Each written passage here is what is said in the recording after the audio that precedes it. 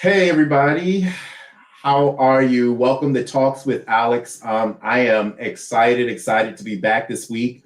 Let me just kind of give you all a little bit of context on what's going on because last week we had a great conversation. The conversation was actually good because I was able to express myself a little bit, but I was a little bit nervous because it was live and it was open for the whole world to see. And it was also a topic that a lot of people are very concerned about or kind of have very strong feelings about. It was about race and how people view race in this country. Hold on one second. Let me kind of fix the lighting a little bit in here. I didn't even realize that I had done that yet. Yeah, because I was talking to them. And there you go. It's a lot more clear. All right. So yeah, it was a conversation around race. I was talking to two of my favorite people. We're both very political. And first, we were talking about the Supreme Court's justice hearings.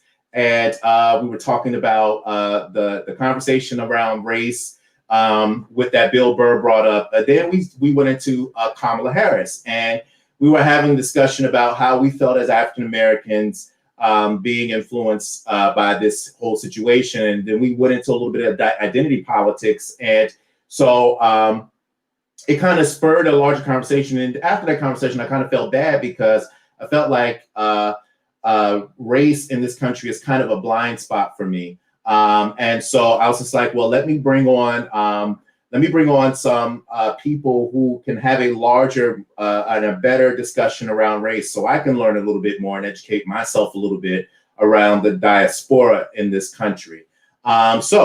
I invited two of my really good friends, and I've met them in different areas and places here. And so I was just like, well, let me just go ahead and have this conversation with them. So the first person that I definitely want to introduce is Sandra. And Sandra, I met during when I was working for OFA, and she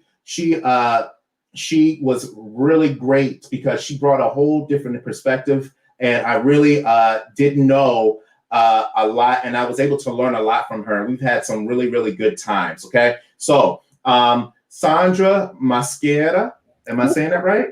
Yes. Okay. Sandra Mosquera is a certified Scrum Master software engineer and holds an MBA in strategic management from Villanova University. She is originally from El Choco, the predominantly Afro-Latin region on the Pacific coast of Colombia. She has experience in large enterprise software development, DevOps, and SRE, and an exceptional ability to lead, motivate, coach, and organize Scrum and Kanban teams. Okay, did I say that right? I tried to pronounce things correctly. All right. Okay. So, Sandra, I'll let you get back. We're going to get back to her in a couple of minutes. Okay. All right. So the next person that I definitely want to introduce is one of my really good friends.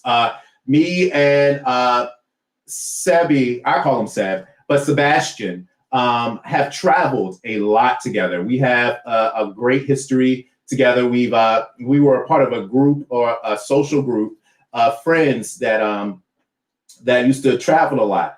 Of course, COVID kind of interjected itself, and it kind of stunted a lot of the interaction between that social group. But I felt like he had a great perspective, and so I invited him to come. Sebastien actually is living in Canada right now. So he's going to be able to give us two types of perspectives. He's going to be able to give us a perspective from outside of the country, but also a perspective of hanging out with a lot of people within this country. And he also studied a lot of American culture. So Sebastien Dorelas is a natural communicator and social media junkie. He speaks French and English. He studied in both languages in different colleges and universities across Canada in the fields such as American Studies, Communications, Public Relations, Social Studies, and Mass Media. He is passionate about music, politics, pop culture, sports, and social justice. We've had really great conversations about their prime minister, who I think is absolutely dreaming. I love Canada's prime minister. Now, I'm not really sure about his politics, but I like looking at him. Okay, so I'm going to bring both these people on, and I think that we're going to have a really good, robust conversation. Now, let me unmute both your mics because I'm not sure. Okay, so they muted themselves. Okay, but so what I'm going to do is this. I am going to play a little bit of the video that happened last week for some people because, like I was telling you before, it got blocked. It got blocked by NBC shows because, one, I played too long of a clip, and so I have to go and cut and paste that. And because right now I am working on my second degree right now, it's been a little crazy and hectic while I work a full-time job and work on a degree. So what I'm going to do is I'm going to play a little bit of the clip for you all to give you a little bit of context of what's been going on, what the conversation was like last week between two of my great friends. This is Rashad and China. Rashad and me and China have both done a lot of work in politics, and we were discussing Kamala Harris, and we were discussing our feelings around how we felt about Blackness in America and how sometimes people overlook the diversity of the culture. All right. So I'm going to go ahead and share this for you all and play a little bit of this video just to give you a little bit of context on what I am actually talking about, because this video was blocked. So you really don't know. A lot of people haven't been able to actually see it. Okay. So here you go from last week. Let me just say this. This by no means says that we have issues with immigrants. I think we do recognize that Jamaica was a part of the slave trade. Absolutely. I'm putting these things out there, right? But there are cultural differences between West Indian people who are of color that come from other countries outside of Africa, and American people who are children of slaves in this country. Naturally, yeah. And two, there is a very different way that we view the country. Yeah. And racism in this country. Because notice, none of the people who were put in those positions of leadership were American-born children of slaves. Yeah. They have all been either children of immigrants, yeah, or mixed with something. They've all been biracial. Let's call it what it is. They've all been biracial. Doesn't take anything away from Kamala being Black. Right. It's nothing away from Barack Obama being Black, even though Barack Obama had to learn African-American culture, and he talks about it in his book. He does. Doesn't mean anything. They are still Black. But at the same time, there's a difference in the way they perceive race in this country, different way that they perceive the history of this country, and we do have to acknowledge that. I mean, I am glad that she's a woman of color and that she came from Howard. Yeah. I'm sure she learned it at Howard. There's no way that you can walk through Howard's halls and not be presented with Kwame, not be presented with Huey P. Newton, not be presented with Malcolm X, not be presented with the rich culture of our African-American community and be deeply ingrained in it. But there is something that says about how you were raised. Yes. And how you were raised highly influences how you view the history of this country. Thank you for saying that, because I've been afraid and nervous to say it because I don't want the pushback to come at me saying that I feel like that I'm some sort of like people out there like you can't define if she's African American or not, or why do y'all keep trying to challenge her Blackness and all this kind of stuff. And it's not that. It's just talking about the reality of the diversity within the minority communities of color in this country. Yeah. And if you try to ignore that, that's where we start having these disconnects. Perfectly said, Alex. That's it. Alex, I think that this is so having that conversation, that's what spurred me to say, let me have a conversation with some people who are immigrants to the country.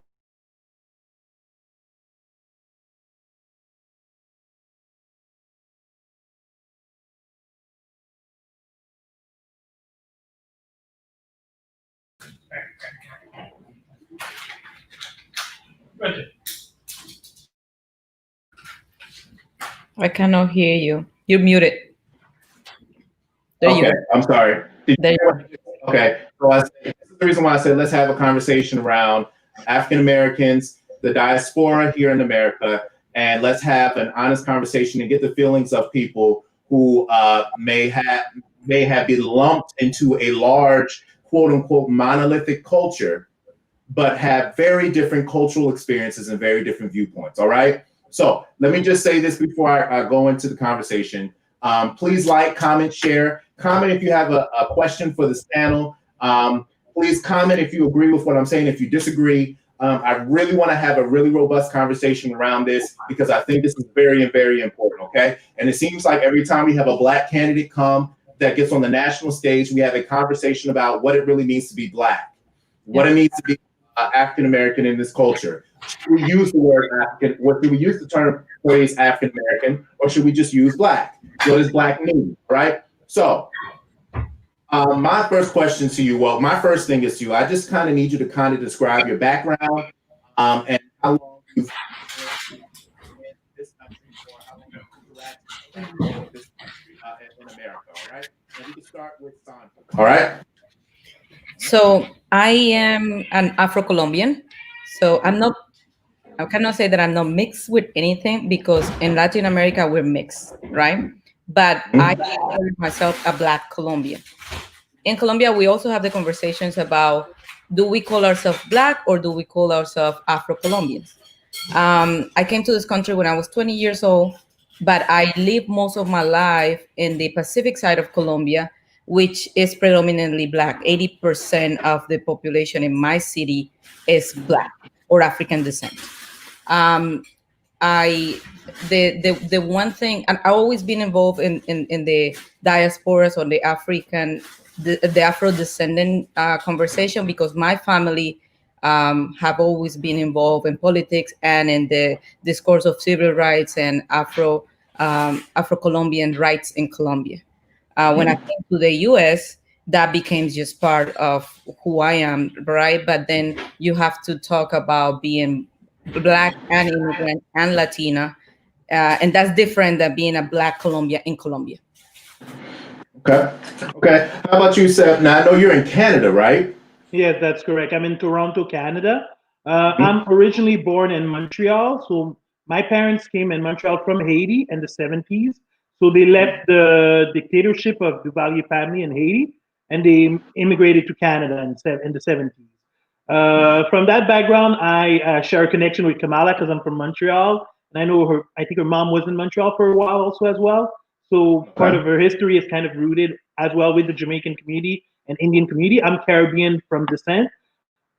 The main difference I would say between Canada and the US is that Canada has multiculturalism, which we kind of replicate from UK, which means that everyone is allowed to celebrate their background, their origin, their culture, but within a vast Canadian culture, meaning that you are allowed to preserve yourself at home and preserve your culture from a Canadian perspective, but while you're being part of that great Canadian, like kind of nation that is outside of your culture. So outside of the culture, you know the national anthem, you celebrate, you play hockey, you kind of have those common cultural kind of point of reference like everybody else. But when you're at home, you can be Indian, you can be Haitian, you can be Jamaican, you can be Middle Eastern, and it's fine. Where America is more the melting pot, as we were teaching our American study class, where everyone is American. So Indian American, African American, Italian American, Portuguese American, Vietnamese, Asian American, where everybody is under that melting pot of we are Americans, we celebrate the 4th of July, we have Thanksgiving in November, Christmas and New Year's and Super Bowl and all those traditions, but under America. And that whole cultural references has become kind of a propaganda, I would say, not only in Canada, but all across the world. And for many generations of immigrants, we were raised on that culture of America the Great. America is that story of overcoming, of overachieving. We had heroes like Rocky, Star Wars, Superman, like those underdogs that become something big, a phenom. We watched Michael Jordan play basketball. It kind of created that culture that a lot of Canadians, since we're so close to America, are relating to. So we relate to the same heroes, we relate to the same language, the same metaphors, the same storytelling style. So I would say it did shape our identity, and especially I would say being a son of an immigrant, we see something in America that we don't see on the other side of the pond. So in Europe, where there's social mobility, I always say that the difference between America and Europe is the social mobility. It's easier in America to start from the bottom and get to the top, where in Europe to try to go from the bottom and get to the top, it's kind of literally impossible.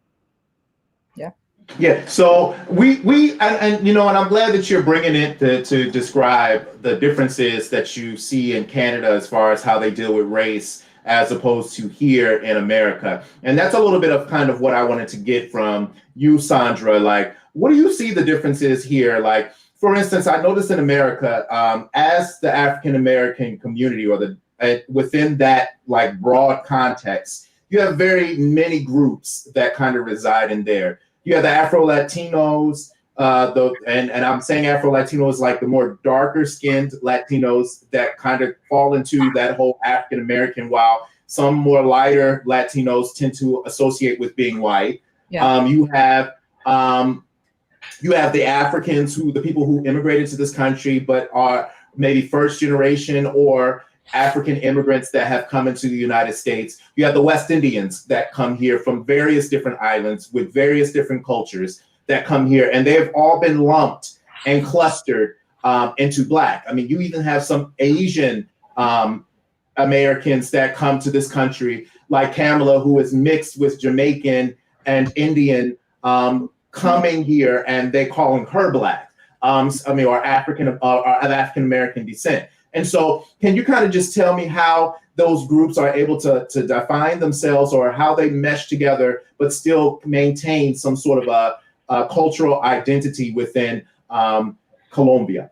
I tell you this. I'll talk about the U.S. first, and I'll tell you then about Colombia. The one thing that I have to disclose is that Latin America has 17 countries. Being Black in Colombia and the Pacific side of Colombia is different from being Black in the Atlantic side, which is a lot more similar to the Caribbean or how Dominicans see themselves. If you ask a Black Colombian or a darker skinned Colombian from the Atlantic coast how they identify, they will say costeños, I'm from the coast, similarly to a Dominican saying I'm a Dominican, not I'm Black. In the Pacific side, because a little bit of history, our slave came just like in the slave trade. They came through Cartagena and they were distributed through Colombia to do manual labor, and Colombia was gold mining. And then we have two big rainforests. One is the El Chocó and the other one is the Amazon. So when that happened, when the slaves escaped, they ran away to the forest because they wouldn't be being persecuted over there because it was impossible for the slave masters to go get them. So that's how this became the first like free slave or the runaway slave area of Colombia. And then because it's so hard to get to that region, we cannot segregate it ourselves for all this time. And until today, we're still very segregated in Colombia. Now, we also are a multicultural country, and in our constitution, we recognize all of our traditions, and we recognize that we have like 100 different tribes of native tribes, and then we have Black. But Blacks in Colombia, like in the U.S., became Colombian, right? We don't know anything about our ancestries. I know in Cuba there is a little bit of language that they kept. There are some regions in north of Colombia that they kept their original languages from Africa and religion. In Colombia, we're just Colombian, right? We're Black. We are from the Pacific side, but we identify as Colombian. But we are also the Black population. The same way that the U.S. went through slavery, freeing the slaves, civil rights, and having to recognize and voting rights and having to recognize Black people as people, that happened in Latin America too, right? So those are the similarities with the US. But I do think that because we don't have other Blacks in Colombia, we are able to identify ourselves or define ourselves in a different way, right? One thing that when I found in the US was very different is that there is some of the stigmas that being Black in the US that we don't have in Colombia. Now, there is a lot of stigma, there is a lot of racism, but uh, the lazy stigma that the Black Americans have is not there. In Latin America, even though the access of education of Black people is really low, the people that has access to it, that can access it, will go. So higher education in Colombia is very similar to immigrants, right? You have to go to college. There is no other options. So we had that in the Black community in Colombia, just as if you were an immigrant. The only way that you can become equal to the white society in Colombia is through education. So that impacted me when I came here, that I didn't see that in the Black community. And I'm not saying that the Black community is not educated, because obviously the Black women are the most educated minority in the United States. But the sentiment about education in the Black community in Colombia is very different here. And I think also because of entrepreneurship, because in America you can make it without, being an MBA or a lawyer. So the Black Americans decided to go through that side a little bit. We don't have those options. We don't have easy access to loans or businesses. We don't have easy access to the internet. We don't have, so our way to grow really is go to college, get a good paying job, and send your kid to college, and do it again and again and again until our Black population became a little bit better off. Actually, talking to my dad, he was explaining to me that back in the days, they let a high school student to become teachers. And that's how the Black community in Colombia kind of became part of the middle class, because they didn't have to go to higher education, but they had access to good paying job as teachers and nurses back then.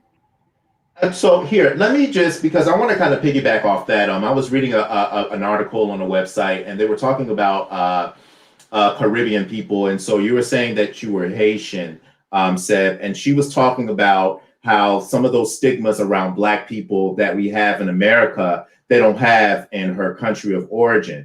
And so, I mean, and I want to kind of toss that back at you. And then we saw that, I was reading it, it said, what is it? It said that although there is little evidence to support it, some Black Americans have been led to believe that immigrants are to blame for Black communities' economic struggles.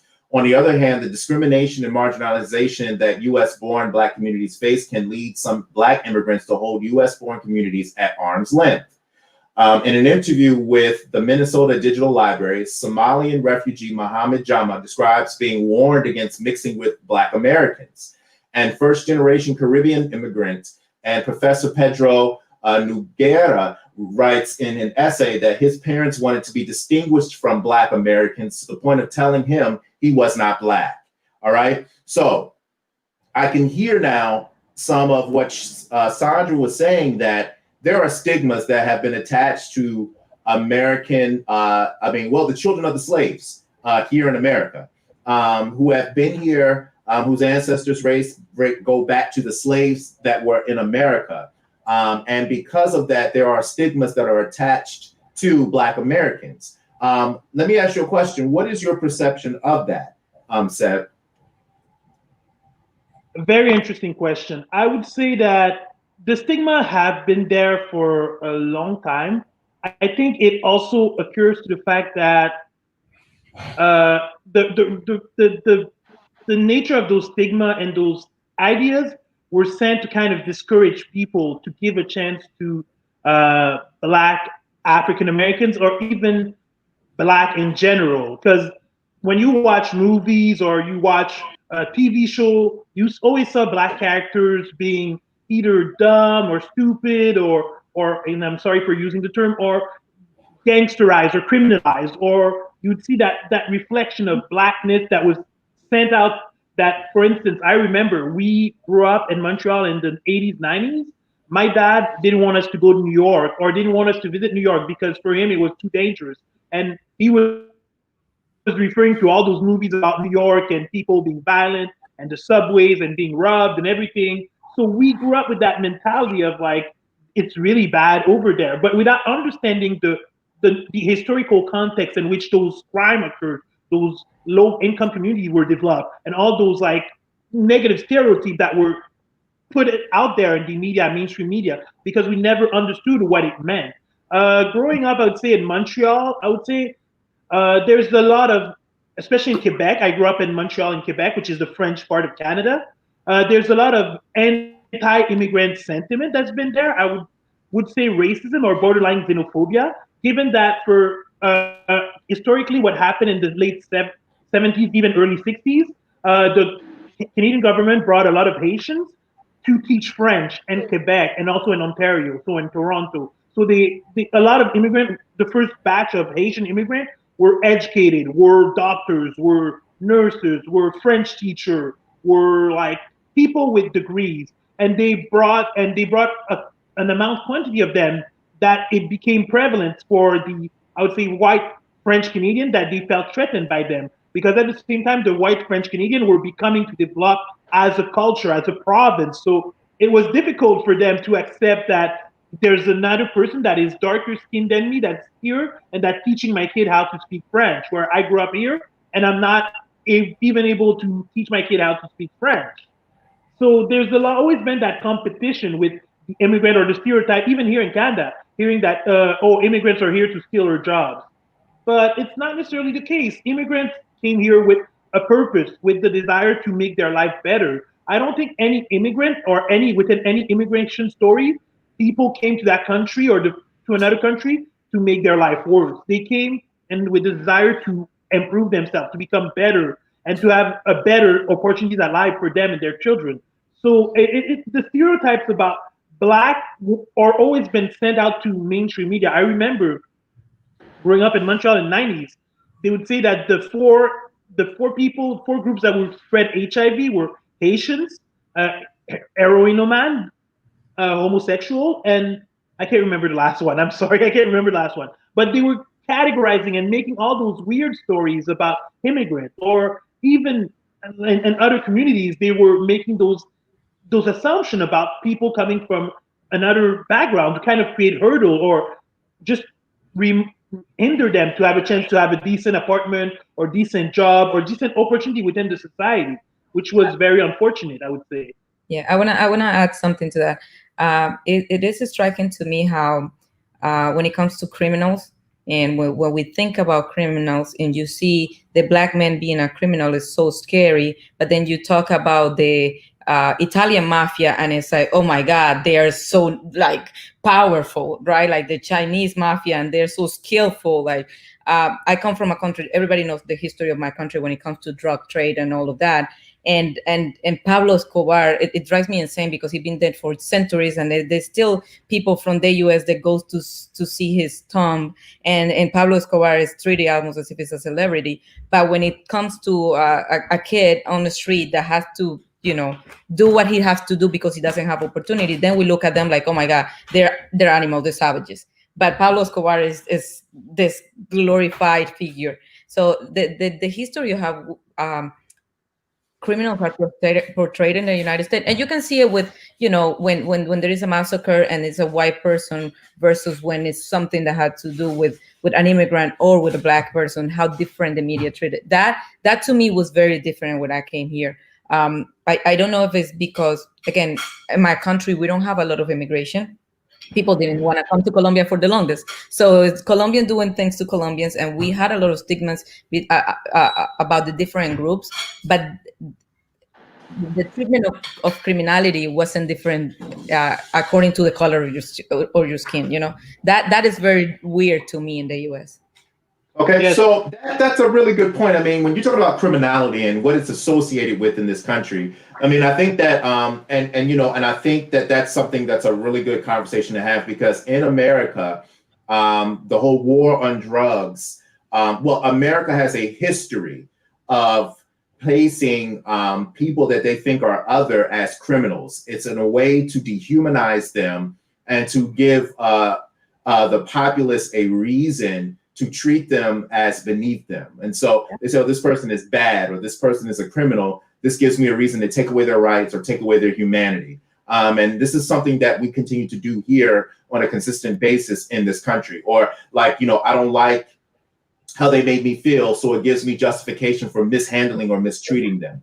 Yeah, and so let me just bring this point. I mean, it says in the 1970s, 1 in 100 Black Americans were immigrants. Today, they are 1 in 10. right? The presence of Black immigrants in the growing United States, including regional concentrations such as refugees from Somalia and Sudan and Minnesota, Ohio, and Washington, Maine, etc., and little Haiti enclaves in Miami, Brooklyn, Atlanta, and other cities. Yet Black immigrants seem to be missing from the public consciousness. We have 44 million Black residents in this country, 45 million immigrants, 4 million Black immigrants, okay?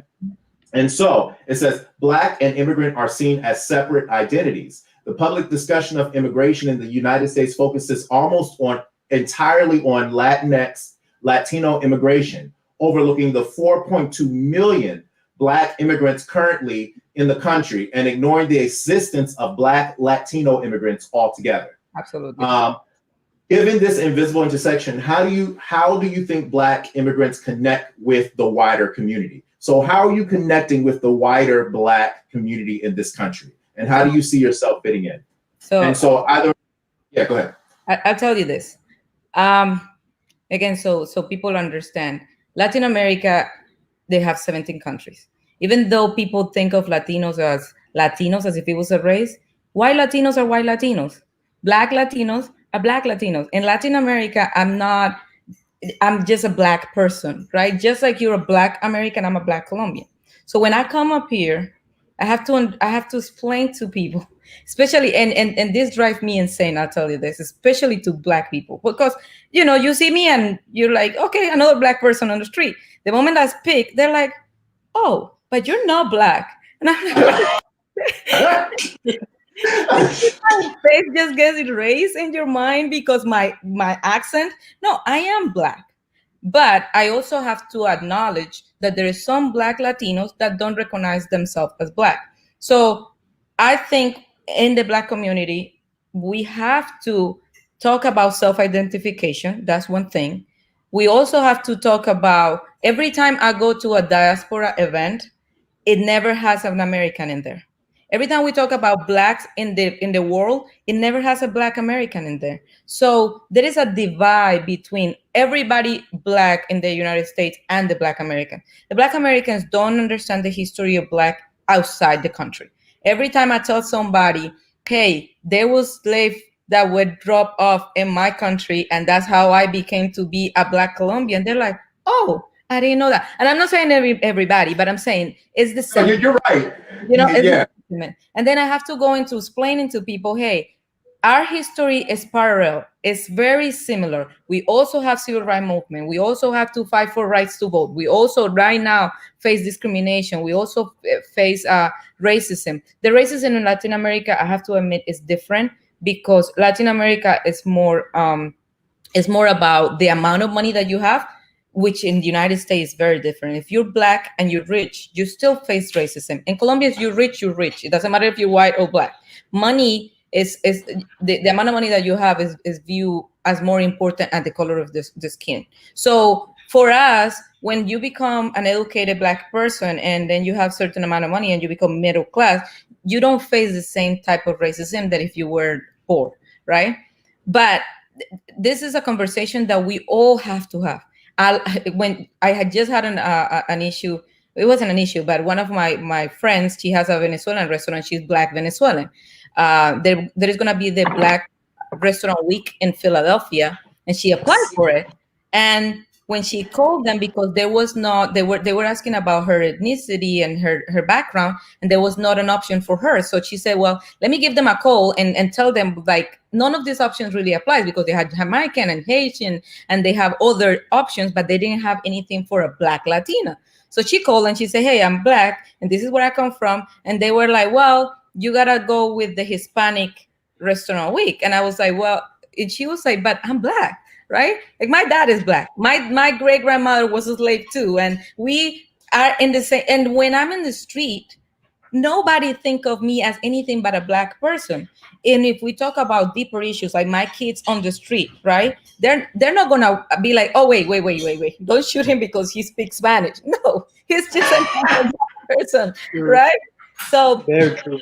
I was really upset about it and I posted about it, and the restaurant, we called her back and say, I'm sorry, we didn't understand what you were saying. But of course the person wasn't understanding, because when we talk about Black, either in the Latino community, we don't include the Black Americans, and in the Black community, they don't include the Black Latinos. So until we have forums like this that we can understand, yes, we are all Black. Yes, our history is the same, even if our experiences are different. At least by looking at our common history, we will understand that we're the same people, and we are fighting the same fight. So go ahead. Did you want to add to that, Seb? I'm sorry. Yes, I definitely want to add to that, and I want to say amen to Sandra. What she said, what I would say, I always make that joke with my friends, and I always think that joke this way. I said the difference between a Jamaican, a Haitian, a Barbadian, any island Caribbean Black person is a short boat trip. Yeah. So we were all taken from Africa and some Haiti, Saint Domingue, others stopped in Jamaica, others stopped in Barbados, others stopped in Antigua. Like it's just that. It's literally that. But in the end of the day, and like Sandra said, we're all the Black experience is pretty much the same, as we sometimes are not being given a fair chance, or we're not being treated with respect or with attitude. Like I'm going to give you an example. Here in Canada, there's been Black people in Canada for over 400 years. You're breaking up a little bit, Seb. I'm sorry. Seb, I think you're breaking up a little bit. Okay, so the media in Canada will act. Okay, I'm back. Sorry, my apology. Yes, I was saying that the media in Canada give that sense that Black people haven't been in Canada, where there's been 400 years of Black people in Canada.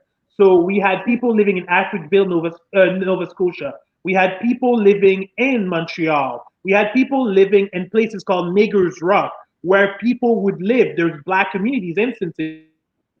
His face. But after the 70s or the 80s. So again, the experience is not that different. It's very common. It's very real. It's the same Black experience all across, whether it's in Canada, whether it's in the States, or whether it's in Europe, but just different level of it. So for example, in Canada, there's a lot of passive aggressive racism. So meaning that the racism that you experience in Canada will not be as in the States level of oppression that you could experience in the States, but there's still a lot of anti-Black sentiment. Yeah, same in Colombia. Oh wow, you are breaking up really bad. So let me do this, because I hate to cut you off a little bit.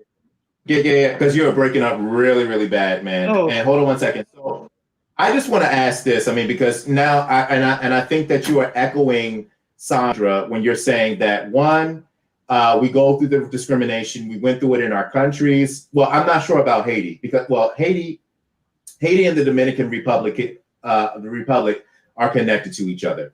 I know that one side was colonized by the Spanish, the other colonized by the French. Two very different experiences, but two very extremely aggressive, horrible treatment of the slaves in those countries, especially in the West Indies, where they had the sugarcane type of slavery, and they were very abusive. They used very aggressive, horrible, atrocious ways of keeping them and putting them in place, going from sodomizing the men to put them in their place to raping the women. And then a lot of the slaves' lifespans were very short in the West Indies because of the harsh weather that they had to work in that country. So I understand that the slavery in those spaces were very, very different. And then coming into America, where you have a whole group of people who were released out of slavery, now they have all of these stigmas attached to themselves. It almost seems like they perpetuate the same culture that is attached to the negative stigmas that are attached to them. And then you're coming into this country and then highly educated, because most of the people, like Seb said, that immigrate to this country that are of color tend to be highly educated, right? And that's the reason why you're able to get here in the first place. You have some sort of a family member that was highly educated, that had money, that was able to immigrate here.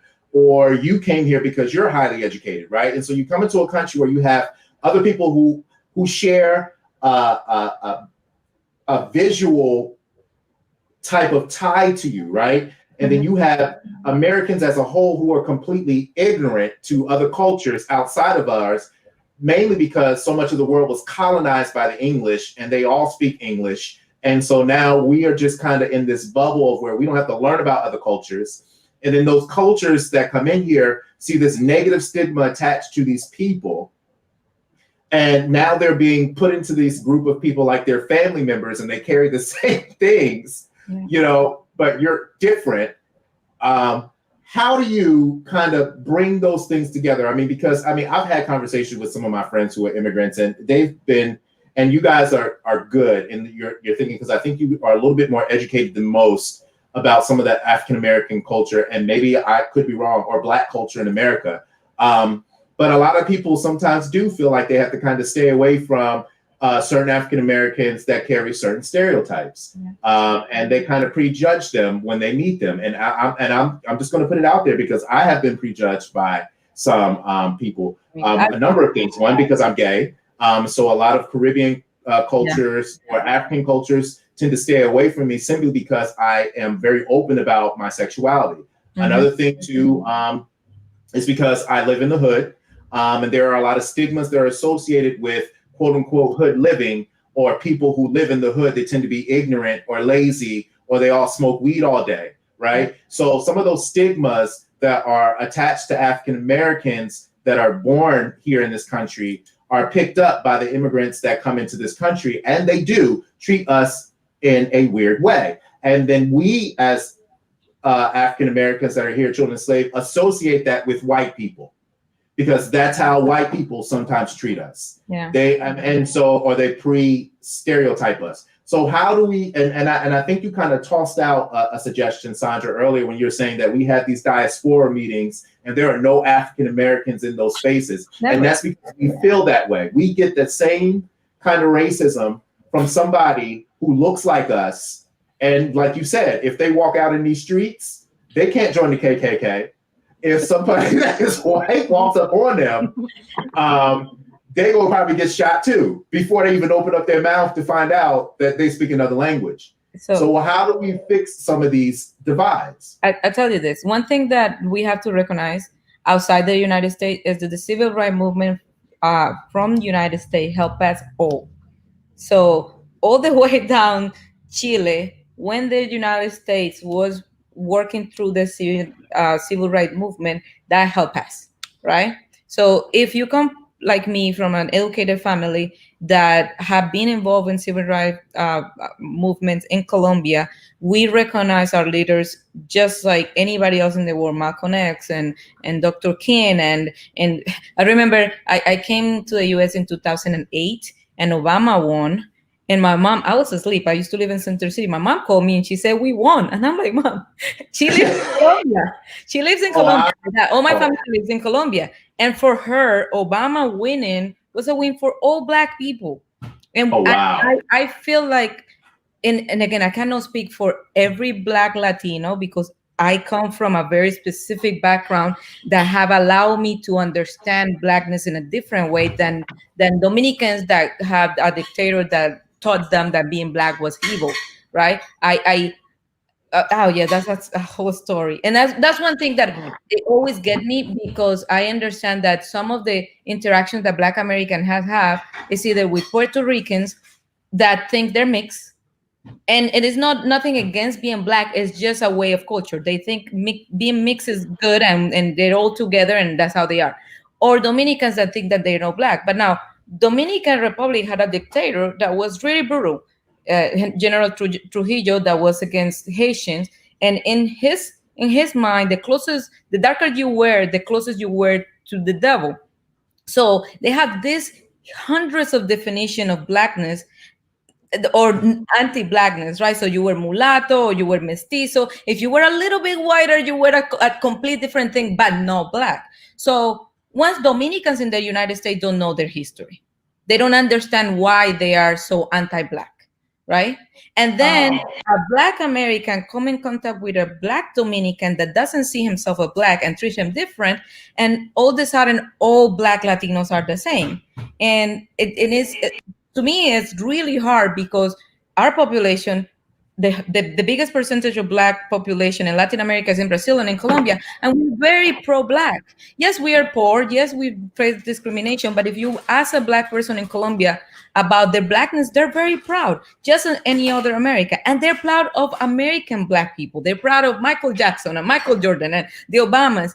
But then the Americans don't get to see that because, one, they don't travel to our countries, and two, they only get to interact with the majority of Black Latinos here that are either Cuban, Puerto Ricans, or Dominican. So for me, it's very frustrating because I wish the other experience of how the Black Americans are embraced and recognized in Latin America will be experienced by you guys, because we can then create coalitions. But, it's also a matter of money. And this idea that in the United States, people really, and this is not a Black issue. This is an American thing, because Yes, Americans think that they're the greatest country in the world.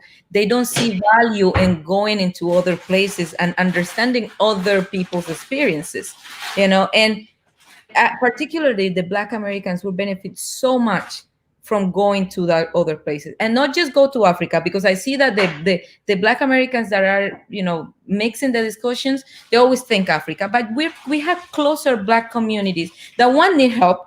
Because if we talk about poverty, the levels of poverty in Latin America with Black people are comparable to any other African, in Africa has a lot of money too. So the poor people in the world, right? Like where I come from, there is no electricity, there is no drinking water, the access to education is like 1 in 3. But every time we think about poor people, we think Africa, and every time we think about Black people, we think the United States, and it's just about the ignorance that we all have. We need to open the forums for everybody. Let's have an African here to tell us what it is to be Black. I have a good friend who is from South Africa, and he doesn't see himself as a slave or children of a slave, but then he still was discriminated, and apartheid still happened in South Africa. So we have to have the conversation on, even if you were like what you were saying when you were talking about, well, Obama or Kamala weren't children of slave descendants. Yet, if you talk about the discrimination of Black people in Africa, is the same way. You see what happened in South Africa. They were enslaved and discriminated by the minority that was white people. So we need to stop that differentiation of, oh, well, you don't have my experience. We do. It's different, but we all have been discriminated all around the world, no matter if you were a slave or not. Seb, and I'm hoping that your internet is a little bit better, because you were going real bad, man. I'm sorry. No worries. No worries. I'm sorry about that. I would say I agree with Sandra. I'm gonna open the door, and I'm gonna be very controversial. I will say that often I notice that African Americans are very entitled. In the sense, what I mean by entitled is that there's that culture that because you were descended of the slave, you had the post-traumatic experience, you had the segregation, that you kind of made it your own battle, as if, and I'm not saying you, but I would say the average African American made it its own battle and its kind of own shield against the world. But meanwhile, colonialism in Canada, there was colonialism in India, there was colonialism in South Africa and other countries around the world for years, century, or decades. Some countries are still under colonial regime, or like there's still that culture of the continent and the metropole. Like there's still those things that are happening, but I feel like a lot of African Americans are blinded to that. And also, ironically, America is one of the most major force in the world and so many achievements. But the sad reality is that I saw a study that says that only 46% of Americans have a passport and have left their own country, have traveled around the world and seen other regions of the world. And that's kind of scary, saying that this is the country of 330 million people and only 46, not even half. So 46% own a passport and the other country. and by going somewhere different, enriching themselves with experience that are not their typical what they know. So that is also fascinating as a culture. When that's what I mean when I think about self entitlement. But I don't want to receive hate messages or hated No, or I'll hate say press. it's not I'm really just a saying from my Black American. experience. It's not a Black American thing. It's an American thing, right? Black Americans are not more Yeah. entitled to that. It's this individualism that Americans are proud of, and this idea that America is the greatest country in the world that blinds white and Black American to the greatness of the experiences of other people. My issue is white people can't do that. Black people shouldn't. You Thank you. Black Americans should go and see how how they will treat you in Colombia, for instance. If you go to Colombia and you're a Black American, they think that you're the brother. They will open their door for you and they'll be like, hey, just like if but you're stuck in here with the experience that you have with the Dominicans and the Cubans and the Puerto Ricans. So your view of the Black Latinos is skewed by the access that you have only because your Americanism doesn't allow you to see the rest of the world for the beautiful things that they have.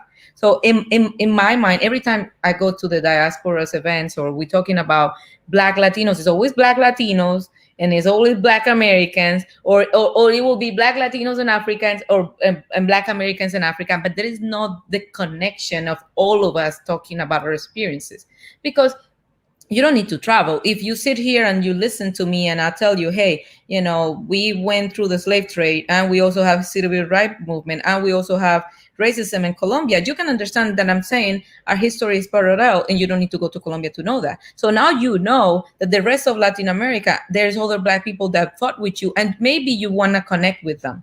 But then as an American, you always feel like you're on your own, right?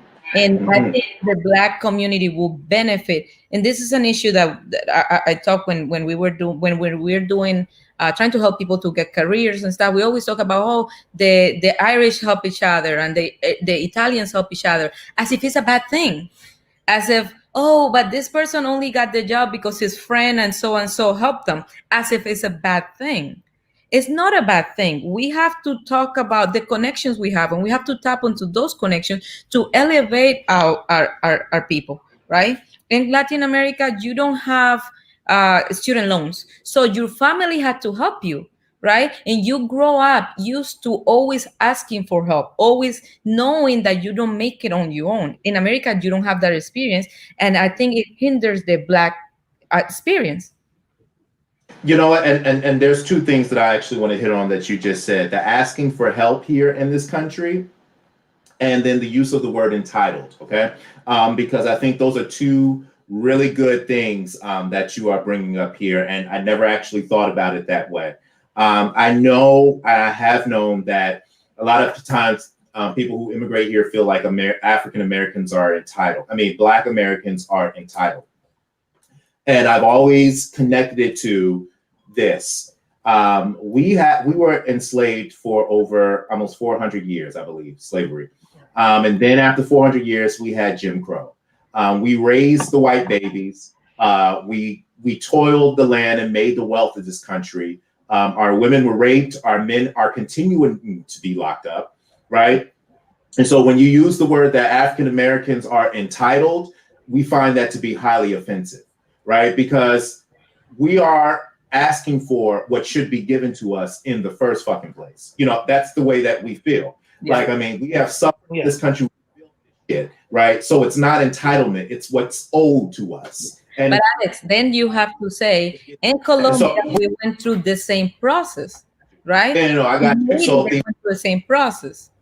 Yeah, so the word entitled, I think, is what turns people off because it gives off the sense that we are owed something that is not necessarily ours.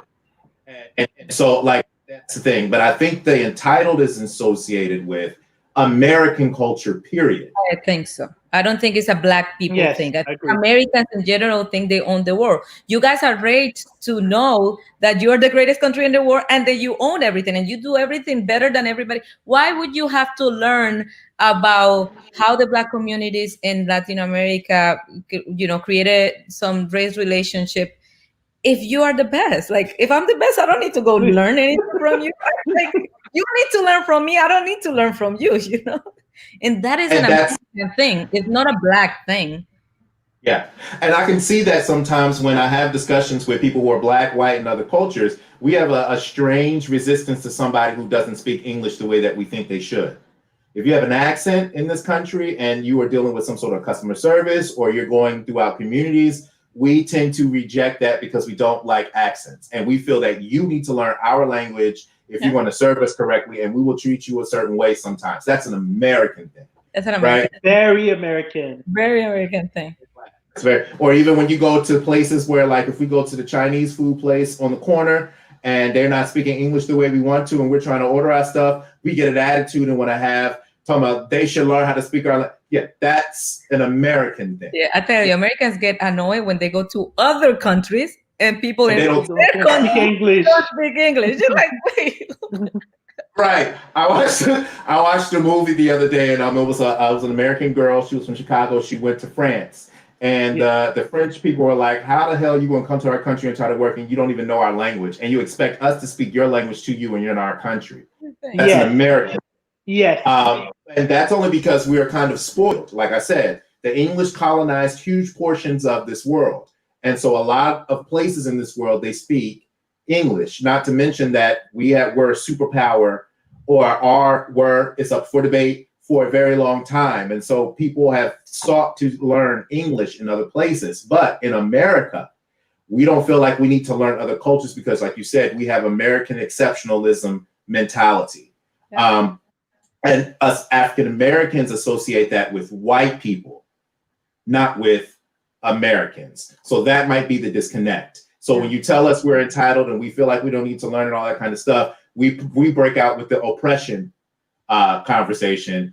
And this is the reason why we don't need to learn, because we were oppressed. White people are still treating us like shit. George Floyd. Yeah. No, I hear. Right. That is fair and very a valid point. I'm when I say that, it's a sentiment. I'm not saying I embody that or I represent that, but it's a sentiment that a lot of Black or other non-American Black feel, because you go to Europe, there's a lot of Black folks. For instance, you said France. A lot of Black folks in France are working in retail and services. They do not have access to those opportunities as to be a lawyer, to be a minister, to work in justice, to work in certain fields. They are always left to the bottom of the barrel. Europe has a very strong structure where it is difficult for a person of color to climb the ladder. Where in America, you see people being unknown and becoming icon and celebrity within a minute. Well, so it's a very different culture.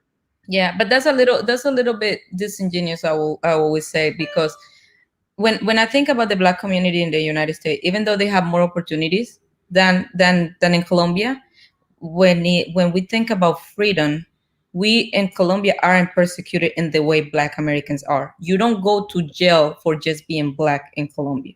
Yes, you're gonna encounter the police. I'm gonna have issues with them, but you're not gonna go to jail for it. You know what I'm saying? So when I see my people in Colombia, they're very poor, but they're very free and very happy. So when we're talking about opportunities, and at the end of the day, when you die, you have to think about what your life was. Yes, in America, you were able to become a superstar or a rapper or a scientist or whatever. But is your life as easy, as happy, as fulfilling in the United States as it is in a country like Colombia that don't have anything, but the people at least is allowed to leave without having the police breathing on the neck all the time, without having to look around because somebody is like, oh, now, again, this is in my experience because we live in a very segregated state. So being Black in Colombia, in my state, is we're the majority. So it's a freedom that I don't see other Black communities that I would like them to experience. I would like them to experience that freedom over the ability to make more money. Yes, yes. And you know what? I can understand that, but that might be also an American work thing. I mean, so in America, we criminalize poverty. We criminalize poverty and we criminalize race. Yes. In this country. And so those two things combined, when you criminalize poverty and race, the assumption is that mainly a lot of Black people are experiencing high levels of poverty. And even though I mean, it's a stereotype that is associated with a lot of African Americans. And so it causes some African Americans not to deal with the conversation around poverty in the Black community. I mean, when you see in Philadelphia, where we have we are the largest, poorest city in this country. And the majority of those people are African American and Latino. And when you have the conversation with African Americans sometimes around the poverty in the African American community, it sometimes offends them because in this country, it's looked down upon to be impoverished, right? And so at the end of the day, there are a lot of things, and that's a whole conversation for another day. But the other thing is, and that's what gets to the conversation around the asking for help, right? In this country, it is looked down upon and criminalized for somebody, or it makes them seem weaker. We have a president who got sick, who probably still carrying around the virus and has not gone through the quarantine space, but is still trying to show strength and be sick, because in our country, we celebrate strength and we kind of look down upon weakness, even though we don't necessarily say it outright. And so the pride that comes along with that stops people from asking for help, because we are so driven by money and driven by status that we don't ask for help sometimes in the times that we really greatly need it. We have had celebrities in the past that have gone from extremely wealthy and fallen off, and then they go through the embarrassment of needing other people, because there's a mentality that comes along with money and power that when you get it, you treat people the way that you really want to be treated, or the abused becomes the abuser now, because they were abused when they were lacking. And so now they abuse others for lacking. I don't want no scrub. I don't want somebody that doesn't have. I need a man that makes money and that's going to take care of the home. I don't want no man that ain't got no degree, or I don't want a man that ain't got no car, or I don't want no woman that ain't got no education or no job. In our country, the stigma around lack stops us from asking for help. And that stigma may not necessarily be in other cultures, in other countries. And I think that's an American identity that we also need to recognize, that sometimes we associate with the Black community. I tell you this, when you were talking about being strong, right? So Black Americans or Black people in general is considered to be aggressive. But in America, you have to be strong. So when you're strong, then you're viewed as aggressive. So it's kind of like a lose-lose situation, because if you're weak, then you're lazy, and then you're not putting your weight, and then you're like, why is it this? If you are in the greatest country in the world and you got all of the opportunities and you don't get in ahead, but then if you're strong and then you're voicing your opinion, then you are aggressive and you're demanding and you are being entitled. Really entitled. So for Black Americans, that to have to deal with the American identity with being Black and the issues of Blackness, it's a lot, right? Like that, I feel for the Black Americans in that sense, because we don't have that, right? Latin Americans, we're all lovey, we all party, nobody cares. If I say I'm gonna go party tonight, everybody's gonna be like, well, that's what Latin Americans do, and nobody feels like, oh, she's weak. They're like, oh, that's what they do. We have some room to be different, to do other things, to be weak, right? In Colombia, people live with their parents until they leave their house. They're 35, 40, and nobody thinks less of you because of it. You just love your mom, and your mom love you, and nobody will ever say nothing. And in this economic situation, Black Americans will benefit from staying at home until they can buy a house. But they are looked at like less than, because, oh, you have to leave your house at 18. Why are you doing? And a woman will not date you if you live in with your parents. But it doesn't make money sense. It doesn't make money sense. Stay there, save your money. And now when you come out and your wife, you're going to be in a better situation, right? But it's a lot of the cultural issues that I think will benefit the Black community from seeing what other Black communities have done wrong, because we have the same issues that we already agreed on, right? The solution, right? We can look at other countries and maybe benefit from what they have done. And I feel like in the Black community where I come from, we benefit from helping each other. We benefit from staying home for longer. We benefit from being able to express our feelings better. We're more into hugging and telling our kids that we love them and they love us. That will help Black Americans, right? And I'm pretty sure that there are some other things that other Black communities around the world do that will also benefit the Black community, right? And I will say, in Latin America, we will benefit from working a little bit harder, maybe, taking a siesta here and there, and we will make more money, and we will, also. But it has to be a conversation with everybody. And we have to look at the good things and the bad things that we do and be open to that, right? Be open to say, hey, you know what? These people do this better and these people do this better. And we as Black people, we're just going to do what works. No matter where you're from, no matter if you speak Spanish or English or French, let's do what works for the community.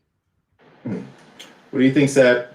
I agree 100% with what Sandra said. I just want to say I'm not thinking that any Americans are entitled. I cheer for everybody Black. I root for everybody Black.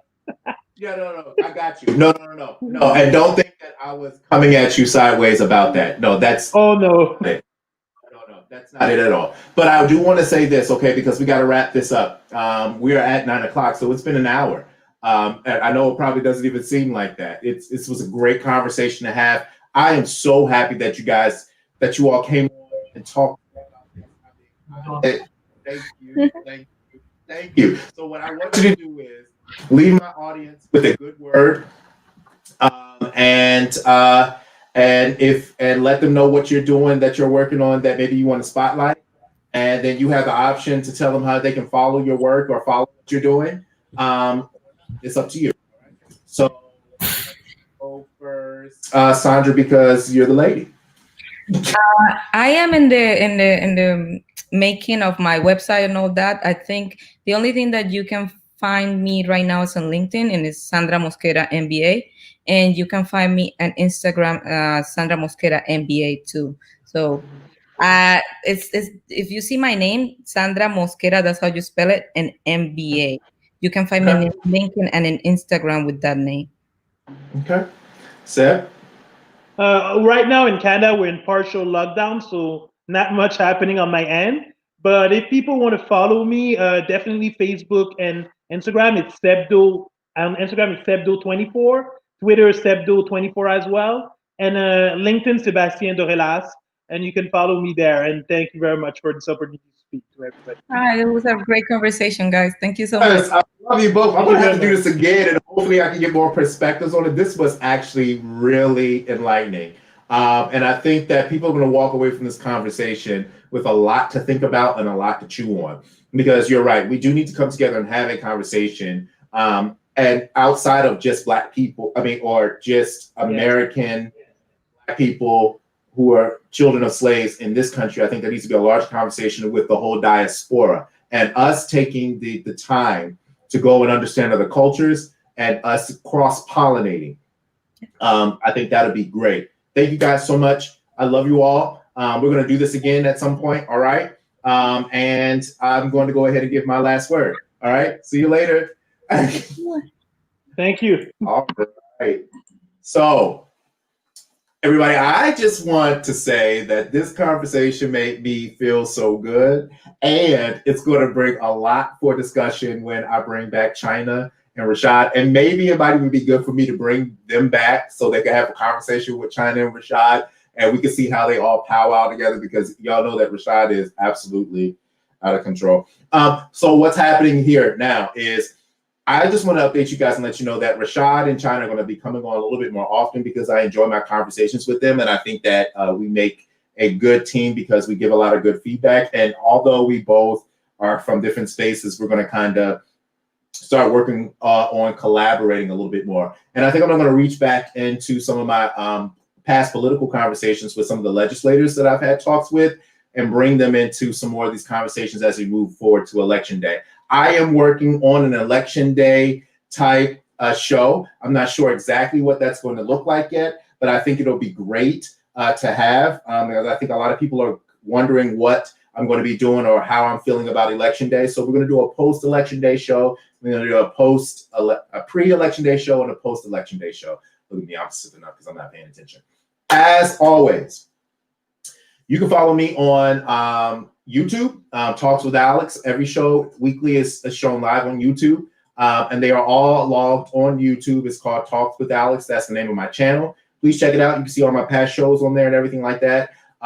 Again, last week's show was blocked, so I'm gonna have to re-upload that and chop it up and screw it. You saw a little snippet of it today in the show, and it was that good of a conversation. It was good. So I'm gonna go ahead and post that later. You can also follow me on Instagram. It's j.alex.deering. That is my professional page. You'll see me sitting around, hanging out with a whole bunch of different political people and all the people that I kind of look up to and respect. You can follow my Facebook page is Alex Deering. That's where we stream live this show, or you can follow my personal page. If you have any suggestions about shows or anything that you want to connect with, shoot me a message, emails,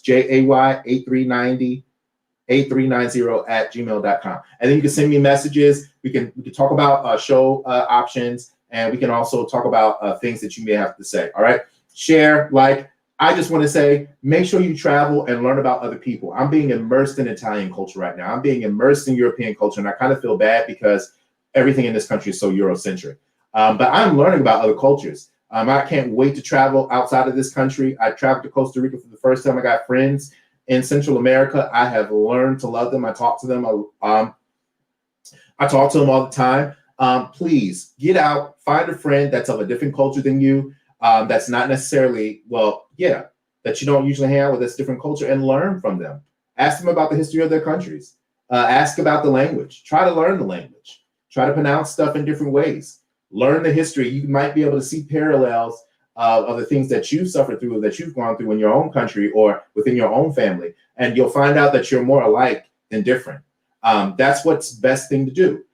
You go to meet somebody and you pull the things that's good about them and you add them to your own, and vice versa. It should be a mutual learning relationship. And that's how the world should really work. All right, guys, it's always great. Thank you for watching again. And I will see you next week again at 8 o'clock on Talks with Alex. All right, bye.